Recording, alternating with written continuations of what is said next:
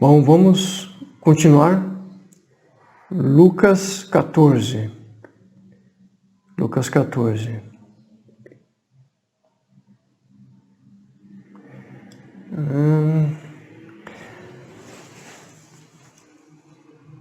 Aconteceu que, ao entrar ele, num sábado, na casa de um dos principais fariseus para comer pão, eis que o estavam observando.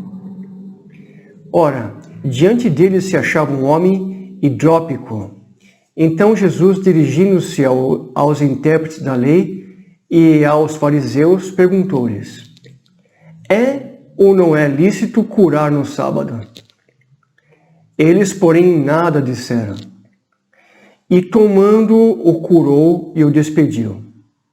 A seguir, lhes perguntou: qual de vós, se o filho ou boi cair num poço, não o tirará logo, mesmo em dia de sábado?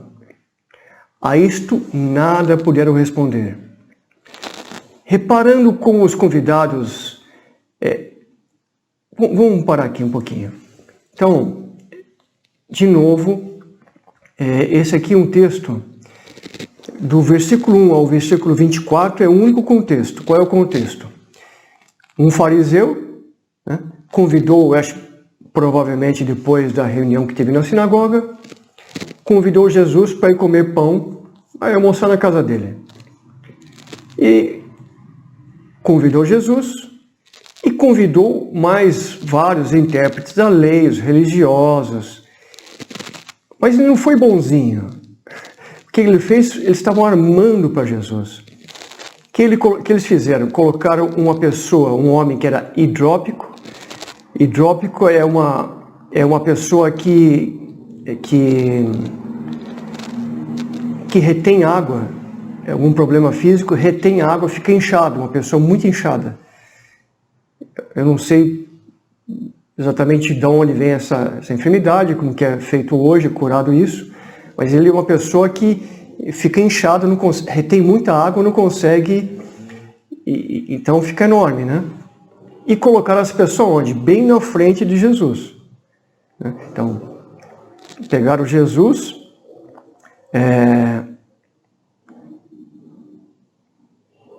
eu estou aqui, deixa eu ver aqui, tá só a foto, né? Pensei que estivesse falando. Pegaram Jesus, colocaram bem na frente dele essa pessoa hidrópica, que retém água, e ficaram observando se Jesus ia curar ou não. Então, ou seja, não foram bonzinhos, foram maliciosos, né?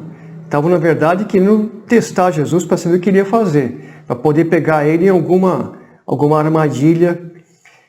Mas Jesus, obviamente, discernindo isso, o que ele faz? Não se deixou intimidar, foi e curou a pessoa e depois o despediu, ou seja, olha, pode ir para casa, tudo mais, vai lá para os seus, assim por diante.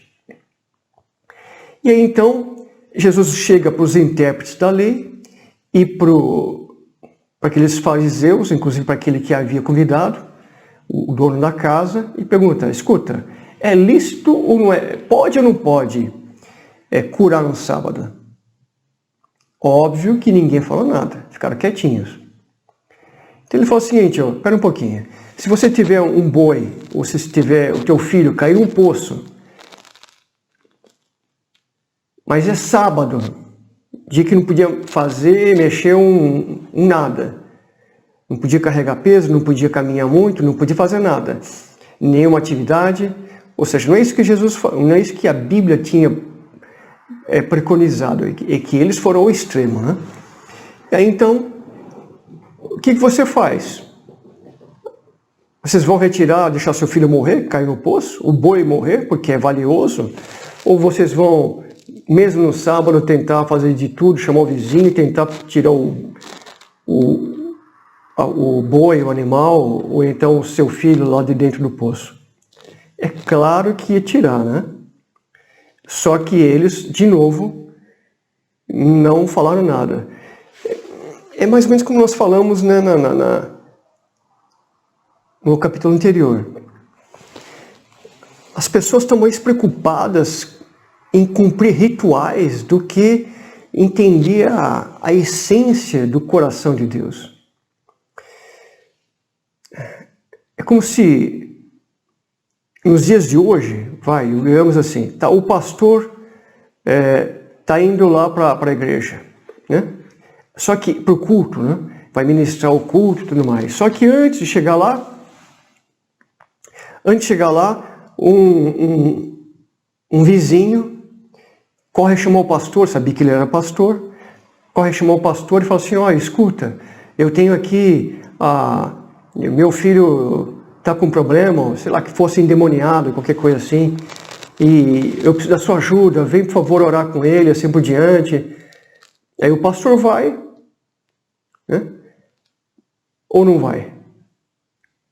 Bom, se eu for, as pessoas na igreja vão ficar, eu não cheguei lá, e vão pensar o que de mim? Eu sou um pastor, eu sei, tenho um coração na obra do Senhor, eu vou lá ajudar essa pessoa. A despeito de que tem uma multidão me esperando na igreja. Mas eu vou atrás daquele que está precisando agora. Sei lá, conforme o discernimento do momento, né? Só que o pastor vai, atende a pessoa, liberta a pessoa, ou cura, ou qualquer coisa assim, ou salva. E a hora que ele chega na igreja, digamos que tivesse uma multidão lá, tudo reclamando, que horas são, que horas chegou, assim por diante. Então, de novo, é fácil a gente olhar aqui, né, para uma situação dessa e condenar esses judeus aqui, esses fariseus. Mas será que nós, né, no fundo, não agimos do mesmo modo? Será que hoje, se trouxesse para uma situação de hoje, a gente não teria os mesmos, seria intransigente como aqueles homens estavam sendo com Jesus e com a situação? É para a gente pensar um pouquinho, né? É para parar e pensar. Aí então Jesus, veja, está no mesmo contexto, tá? Na casa do fariseu. Ninguém respondeu nada. O que ele faz? Reparando como os convidados escolhiam os primeiros lugares.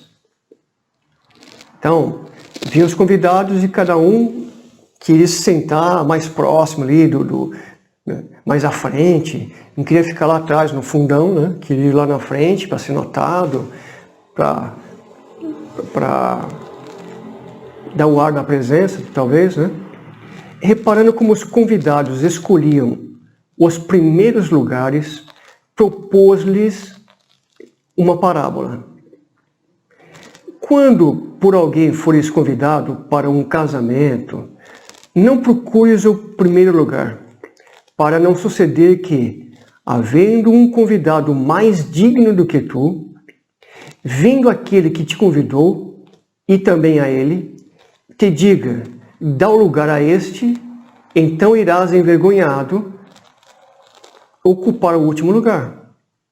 Pelo contrário, quando fores convidado, vai tomar o último lugar, para que quando vier o que te convidou, te diga, amigo, senta-te mais para cima. Ser-te-á isso uma honra diante de todos os mais convivas. Pois todo o que se exalta será humilhado, e o que se humilha será exaltado. Vamos dar uma paradinha aqui. Então, agora, veja lá, convidaram Jesus, né? Convidaram Jesus para... Jesus vai lá e propõe para eles, olha, quando você for convidado para um casamento, ou para uma festa, ou por algum banquete, não pegue e vai lá na frente, não queira ser o primeiro. Pelo contrário, você pega e vai lá para o fundo, fica na sua. Por quê? Conforme o costume da época, né? As pessoas não estavam circulando, estavam convidados, né? Imagina como se fosse uma grande mesa para um banquete e você quer sentar pertinho lá na frente, junto com o anfitrião. Não, vai lá no fundo. Porque se você for lá na frente, de repente chega uma pessoa ilustre, e aquele que te convidou fala, olha, escuta, amigo, você podia ir lá para o fundo, por favor? Que aquela pessoa é bem importante, e chama ela, vem aqui, senta no lugar dele. Ó, que vergonha vai ser. Então não faça isso, vai lá para o fundo. E se o convidado, o anfitrião, a pessoa que te convidou, quiser te puxar para frente, aí você vai ser honrado. Mas nunca faça o contrário. Pois a pessoa que se humilha será exaltada, mas a que se exalta será humilhada. Eu não acho que Jesus estava falando aqui somente dando um exemplo para quem fosse convidado para uma festa. O que Jesus está dizendo aqui, em minha opinião, é a vida, na vida de modo geral, na vida cristã principalmente, diante de Deus. Quando as pessoas querem simplesmente se vangloriar, querem tomar o primeiro lugar, querem mostrar que podem mais, com o melhor carro, com a melhor casa, com a melhor roupa, com não sei o quê, com um anelzão no dedo, e mostrar que conhece todo mundo, e que mostrar que tem poder, ou que tem fama, ou que tem... Isso não é pra gente. Não é para um filho de Deus. Um filho de Deus não pode agir assim. No reino de Deus não é assim. Quem é que é exaltado? Exaltado é aquele que se humilha diante de Deus. Aquele que quiser se exaltar diante de Deus e diante dos seus irmãos, vai ser humilhado. Mas aquele que quer ser o servo, esse será honrado. Aquele que age como aquele que está servindo, esse será honrado. Mas aquele que só quer se servir, inclusive pastores queriam se servir das ovelhas, não servir as ovelhas, se servir delas. Ai dessas pessoas. Versículo 12. Deixa eu ver como está aqui. Puxar mais para baixo aqui.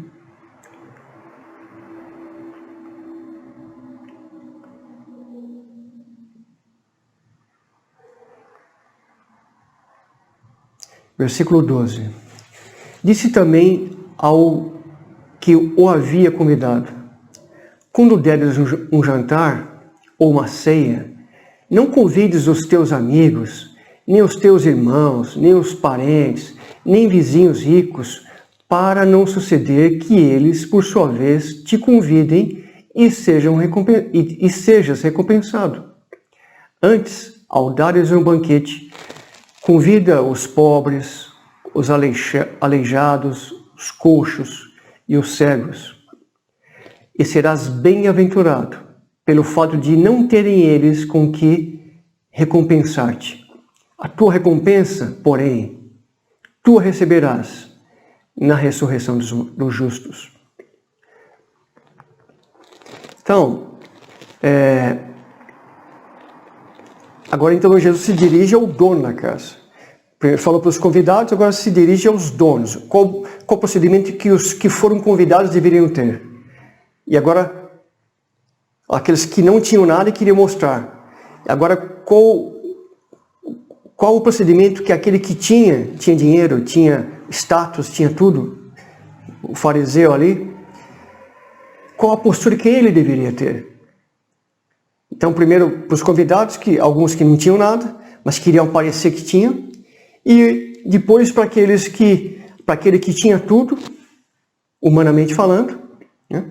Tinha o status, tinha dinheiro e tudo mais, e que agora, nesse caso, era o fariseu, o anfitrião que convidou Jesus.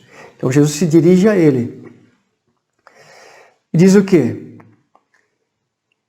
Que quando for fazer alguma coisa, não faça para que você tenha recompensa.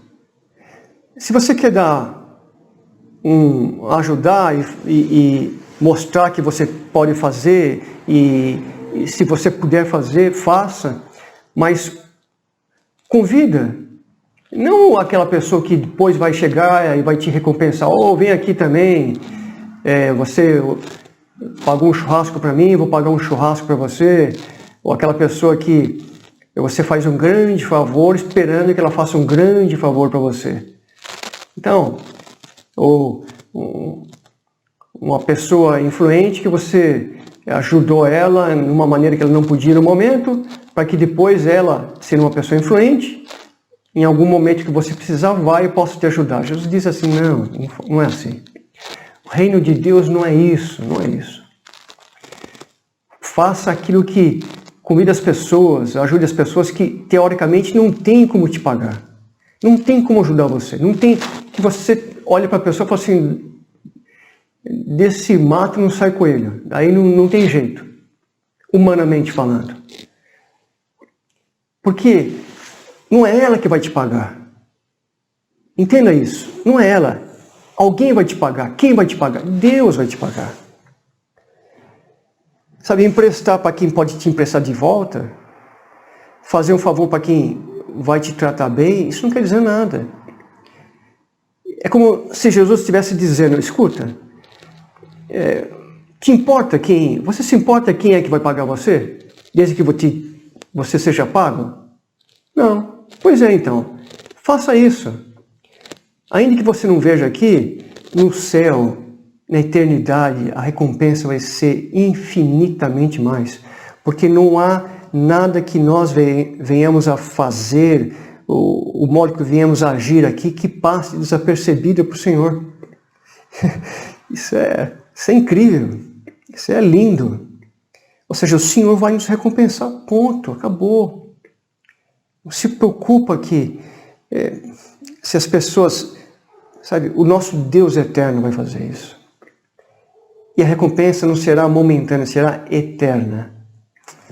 Amém? Vamos caminhar um pouquinho? Deixa eu ver como está aqui. 15 ao 24. Deixa eu ver se está posicionado. Tá.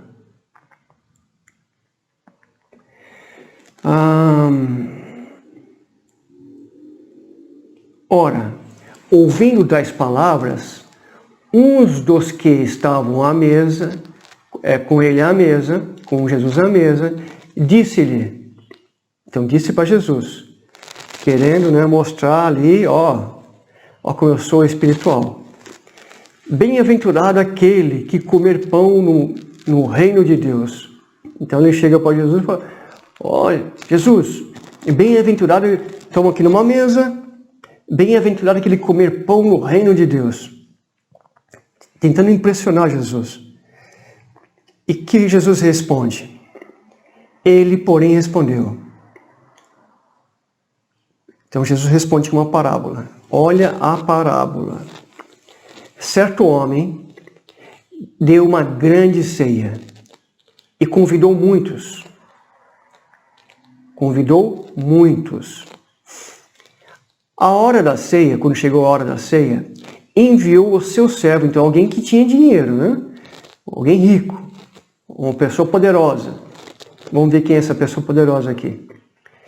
Não obstante, a hora da ceia enviou o seu servo para avisar aos convidados. Vinde, porque tudo já está preparado.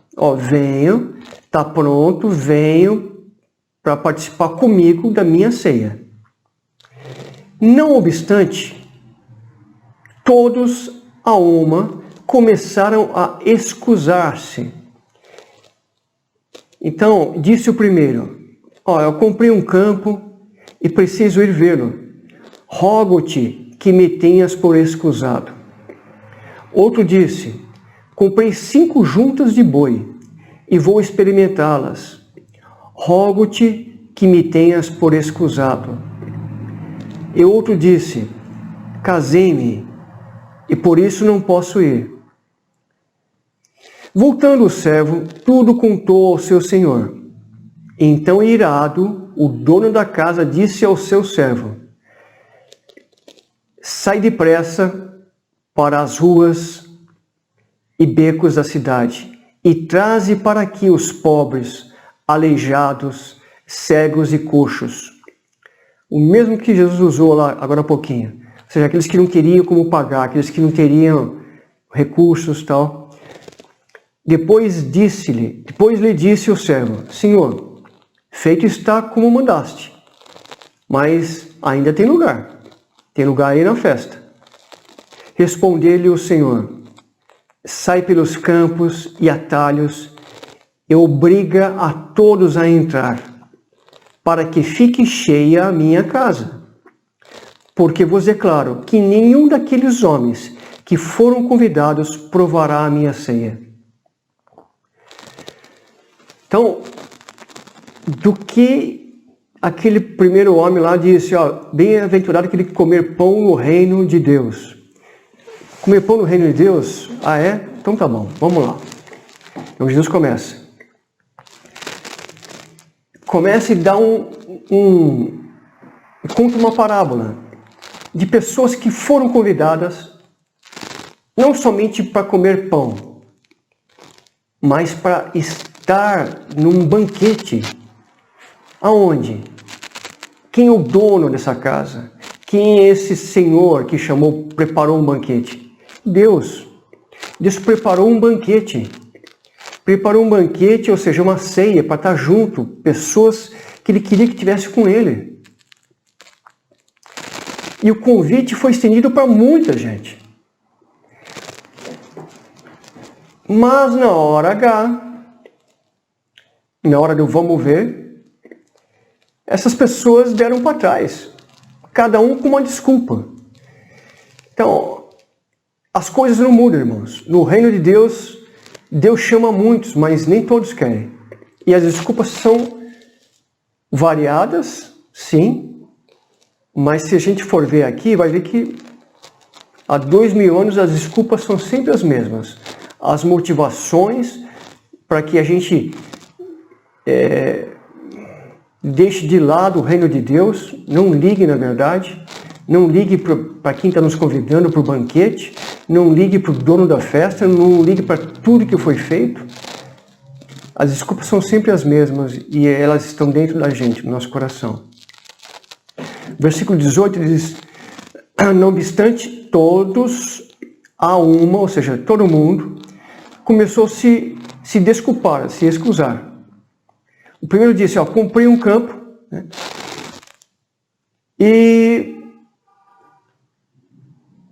comprei um campo e preciso tenho que ir lá ver. Eu comprei, ou seja, o que era o campo na época? O lugar de trabalho, né? Uma sociedade agrícola e camponesa, o lugar de trabalho. O campo onde plantava e o campo é onde tinha a criação. Lugar de trabalho. Eu comprei um campo, eu tenho que ir lá ver. Ou seja, o trabalho é uma desculpa que sempre tem. Eu trabalho muito, chego em casa cansado, final de semana é o único dia que eu tenho para descansar. Hoje não vou na igreja, hoje não vou não sei aonde. Tem que ir. Poxa, aquela pessoa precisa de mim visitar. Lê a Bíblia. Nossa, trabalhei o dia inteiro. Orar? Não tenho tempo. Estou muito cansado. Eu preciso correr atrás, é o sustento da minha família, entendeu? É minha subsistência. Foi a primeira desculpa. E continua sendo, sei lá, talvez a primeira desculpa hoje também. Versículo 19. Outro disse, comprei 5 juntas de boi e vou experimentá-las. Rogo-te que me tenhas por excusado. Oxa, 5 juntas de boi, bastante. Ou seja, ganhou, tinha posse, né? E foi lá, e agora eu vou fazer o quê? Adquirir algumas riquezas. Finalmente, né, depois do meu trabalho, consegui progredir, trabalhei tanto, né, e agora, finalmente, vou conseguir usufruir um pouquinho. São as distrações que a gente sempre tem. Distração provinda do dinheiro, né, na verdade. Um carro novo, uma casa nova, uma casa na praia. Poxa, meu sonho sempre foi ter uma casa na praia. Problema nenhum ter uma casa na praia. Que possamos ter casa na praia, casa no campo, casa não sei onde, entendeu? Deus abençoe, nos abençoe. O problema é quando isso serve de desculpa. Comprou uma casa na praia, sonhou em ter uma casa na praia e agora vive na praia. Poxa, o sol estava tão bom, nem subi da praia para ir para a igreja. Um domingo só. Eu vou todo final de semana, eu vou lá para a praia. Cada final de semana é um parente que vai, é um amigo que vai. Aquela pessoa ainda não veio aqui, preciso chamar ela para cá. E aí começa, né? Rola as distrações. Não estou dizendo que é sempre assim. Nem estou condenando o dinheiro. O que a Bíblia, Jesus está condenando, ele está dizendo que está diagnosticando, né? Através desse sintoma, que é o amor ao dinheiro, aos bens, às possessões. Qual é o outro? Versículo 20, outro diz, casei-me, por isso não posso ir. Casei-me, sim, a família, a esposa, meus filhos, os parentes, meus amigos chegaram em casa. Afinal de contas, a gente não pode ser fanático, né? Meu marido não quer. Meu pai não quer. Meus filhos, eu tenho que ficar um pouco com eles. Sempre vai ter desculpa para não servir o reino do Senhor. Sempre, sempre, sempre. E essas pessoas que aconteceram, não ligaram? O que o Senhor faz? Mande atrás dos coxos, dos cegos, dos aleijados, dos pobres. Por quê? Porque essas pessoas não tinham nenhuma dessas distrações. Naquela época eram pessoas largadas à margem da sociedade. Infortunadas, que não teriam nada. Mas que a hora que chegava alguém que o convidava para o reino de Deus, pegava aquilo com toda a garra. Por isso que Jesus disse que os pobres são bem-aventurados, porque naquele contexto, porque eles pegavam, abraçavam com tudo. Sabe, ninguém amava, mas Jesus amava. Sabe, se apegava com amor. Hoje nós temos celular, temos tudo. Temos um monte de distrações. Aliás, desculpas, eu tenho hoje pregações na internet, eu tenho pessoas pregando por canais, YouTube, não sei o quê. Então, igrejas virtuais, tudo errado, tudo errado. Nada substitui a presença física na casa de Deus, com irmãos, com pessoas que pensam que nem a gente, que têm as mesmas convicções, as mesmas dificuldades. Nada substitui aquilo que Deus faz quando a gente se reúne. Nada substitui estar face a face com os irmãos, estar com comunhão. Nada substitui a Bíblia, a palavra de Deus. Nada substitui a oração. Nada. Então, queridos, que Jesus disse, esse Senhor aí, que é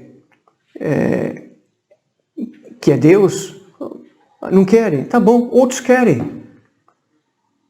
Você não quer? Está sendo convidado? Depois de tudo que foi feito para você, todo o banquete que foi preparado, tudo para você se alegrar, para ter um melhor, você não quer?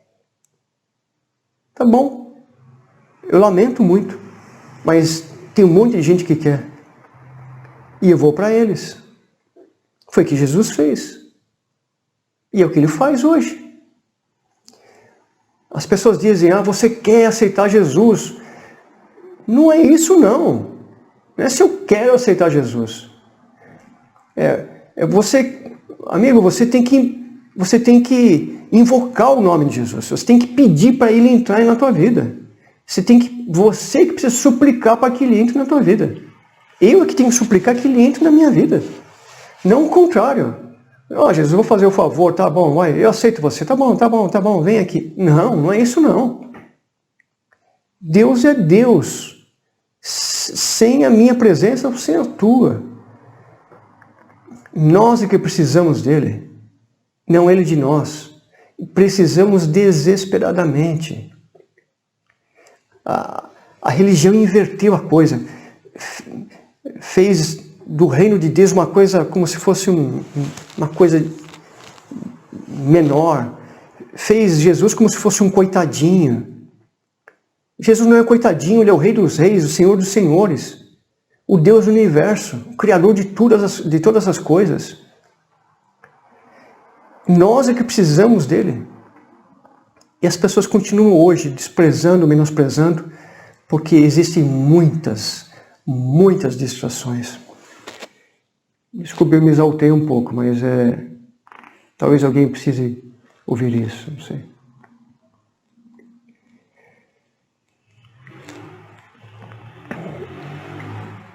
Versículo 25.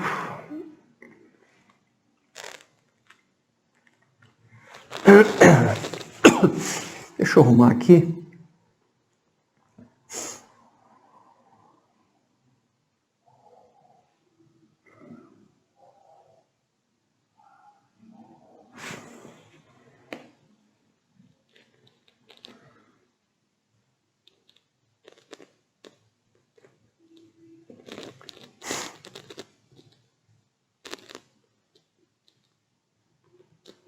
Ok, vamos continuar. Lucas 14, 25. Grandes multidões. Então, aquele contexto acabou, certo? E agora, então, é um outro contexto até o final do capítulo. Do 25 ao 35 é um outro contexto. Grandes multidões o acompanhavam. E ele, voltando-se, lhes disse: se alguém vem a mim e não aborrece a seu pai e mãe e mulher e filhos, irmãos, irmãs e ainda sua própria vida, não pode ser meu discípulo. E qualquer que não tomar a sua cruz e vier após mim, não pode ser meu discípulo. Pois qual de vós, pretendendo construir uma torre, não se assenta primeiro para calcular a despesa e verificar se tem os meios para concluir? Para não suceder que, tendo lançado os alicerces e não a podendo acabar, todos os que a virem zombem dele, dizendo: este homem começou a construir e não pôde acabar. Ou qual é o rei que, indo para combater outro rei, não se assenta primeiro para calcular se com 10.000 homens poderá enfrentar o que vem contra ele com 20.000, com o dobro? Caso contrário, estando o outro ainda longe, envia-lhe uma embaixada pedindo condições de paz. Assim, pois, todo aquele que dentre vós não renuncia a tudo quanto tem, não pode ser meu discípulo. O sal é certamente bom. Caso, porém, se torne insípido, como restaurar-lhe o sabor? Nem presta para a terra, nem mesmo para o monturo. Lança-no fora. Quem tem ouvidos para ouvir, ouça.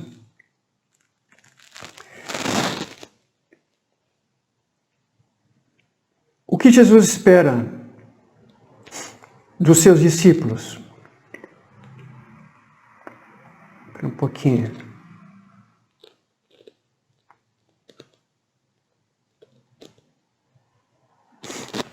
O que Jesus espera dos seus discípulos? O que ele espera é muito mais do que ser um bom membro de igreja. Ele está dizendo que para eu ser um discípulo, ou seja, aquele que segue Jesus, eu tenho que aborrecer. Vou ficar aborrecendo meu pai, minha mãe. Não, aborrecer no original é amar menos. Se eu quiser ser discípulo de Jesus, eu preciso amar menos o meu pai, a minha mãe, minha esposa, meus filhos, irmãos e irmãs, e a própria vida. Por quê? Então, para ser um discípulo de Jesus, eu tenho que amar menos essas coisas e até mesmo a minha vida em detrimento de quê? De Jesus. Por quê? Porque se eu não amar menos a estes, pai, mãe, irmã, eu vou seguir a eles. Se eu não amar menos a minha vida, eu não posso ser discípulo de Jesus. Por quê? Porque eu vou seguir o que me dá na telha, o que eu quero. Então, para eu ser um discípulo de Jesus, eu tenho que colocá-lo em primeiro lugar. Porque se eu colocar outras coisas, ou amar mais essas outras coisas, ou outras pessoas, do que a Jesus, eu vou seguir a elas. Se eu não colocar Jesus em primeiro lugar na minha vida, eu não vou seguir. Vou seguir o que as pessoas pensam de mim. Vou fazer o que as pessoas querem que eu faça. Ou vou fazer minha própria vontade. Está entendendo o que Jesus está dizendo? Você segue aquele que você ama. Você segue a quem você ama. Resumindo isso, aonde estiver o vosso tesouro, aí estará também o vosso coração. Nós estudamos isso em Lucas 12. Lucas 12. Aonde tiver o teu tesouro, aí estará o vosso coração. Eu não posso ser discípulo de Jesus se amá-lo menos. Nós seguimos aquilo que nós amamos. Essa é uma verdade bíblica. Nós seguimos aquilo que nós amamos. Então, queridos, quem é que nós estamos amando mais? Essa é a pergunta.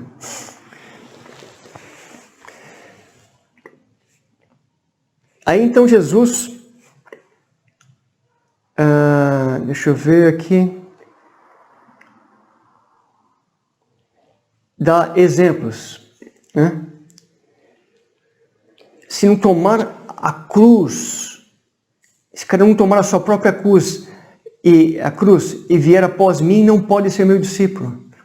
Ou seja, é aquilo que nós já comentamos, né, anteriormente, que eu tenho que abrir mão da minha vida, da minha vontade. Se eu sou discípulo de Jesus, importa a vontade dele. Eu tenho que fazer com que eu tenho que andar na sombra do Espírito Santo e não deixar o Espírito Santo na minha sombra. Está entendendo? Aí então ele dá ele conta essa parábola. Olha, quem é que vai construir uma torre, sei lá, uma fortaleza, algo grande, né?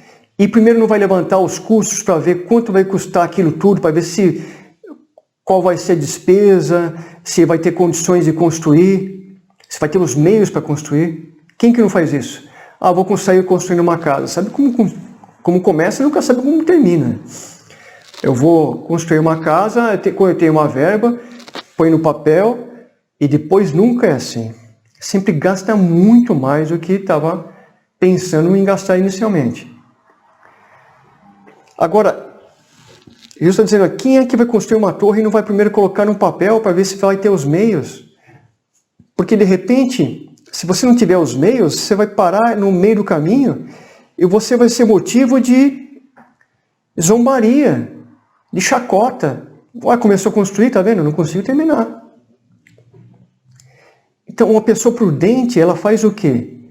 Ela primeiro contabiliza tudo. Então, agora, qual é o custo que eu tenho que contar? Jesus está dizendo em alguém, será que Jesus está preocupado realmente com um construtor, alguém vai construir uma casa? Será que Jesus não está querendo falar alguma coisa a mais para a gente? Que a gente precisa entender? É que ele está querendo dizer o seguinte, qual custo eu vou ter que contar? O custo de amar mais a Ele do que a minha família ou a minha vida. É esse custo que eu vou ter que contabilizar.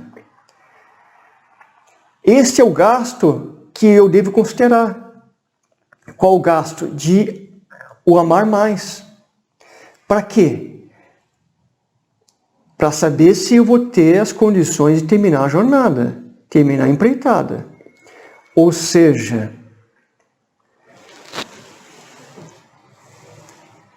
na vida, nas empreitadas ou nas lutas, né? Na nossa jornada, eu só vou conseguir terminar uma jornada diante de Deus, de seguir a Jesus de verdade, se eu o amar mais. Se eu não amar mais, vai chegar um momento que, na hora de comprovar o valor do que é realmente importante, na hora de colocar os custos para valer, eu vou entender que eu não vou conseguir terminar a jornada com Ele. Deixa eu tentar explicar um melhor. Somente quando nós o amamos mais Jesus do que tudo, é que nós podemos garantir o material, as condições de manter a obra até o fim. Ou seja, se eu amar mais a Jesus do que a minha família, do que os meus irmãos, meus queridos, do que a minha própria vida, só assim eu vou ter a garantia de lá depois ter a minha família e ter a minha própria vida. Quando eu amo mais a Jesus, Ele me garante o material para a construção. Ele me garante a condição de terminar aquilo que começamos juntos. Quando eu amo mais a Jesus do que a minha própria vida, um exemplo, se eu amo mais a Jesus do que meus filhos, Jesus vai me dar as condições para que os meus filhos sejam ganhos e sejam salvos. Quando eu amo mais a Jesus do que o meu trabalho, o meu emprego, do que o meu dinheiro, Jesus vai me dar condições de ter o meu melhor emprego, o meu melhor trabalho e ter mais dinheiro. Quando eu coloco Jesus mais importante, eu amo mais do que a minha esposa, Ele vai cuidar da minha esposa para mim e vice-versa.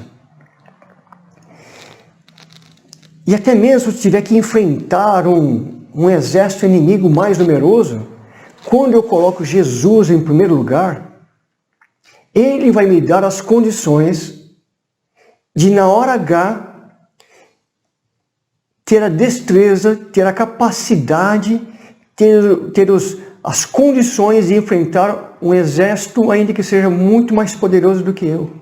Uma situação muito mais poderosa do que eu, do que a sua. Por quê? Porque colocamos as demais coisas, amamos as demais coisas menos do que a Jesus. Ou seja, amamos mais a Jesus do que tudo que nos rodeia. E isso faz com que nós tenhamos sabor, que sejamos um sal que preserva, como diz aqui, o sal é certamente bom, caso porém se torne insípido, como restaurar o sabor? Então o sal, nós somos o sal da terra. E Deus espera que nós sejamos, que nós conservemos. Para isso nós temos que ser preservados, nós temos que amar mais a Jesus para que Ele dê a nós as condições de estarmos nessa terra e sermos luz e sermos sal. Porque se o propósito para o qual nós fomos chamados a gente não conseguir cumprir, não serve para mais nada. Então, Jesus quer demais que nós que nós sejamos bem-sucedidos. Ele quer de verdade que nós o coloquemos acima de tudo e de todos. Porque ele tem um ego grande? Não. É porque ele nos ama muito. E ele sabe que se nós não o colocarmos em primeiro lugar, nós não temos chance nesse mundo.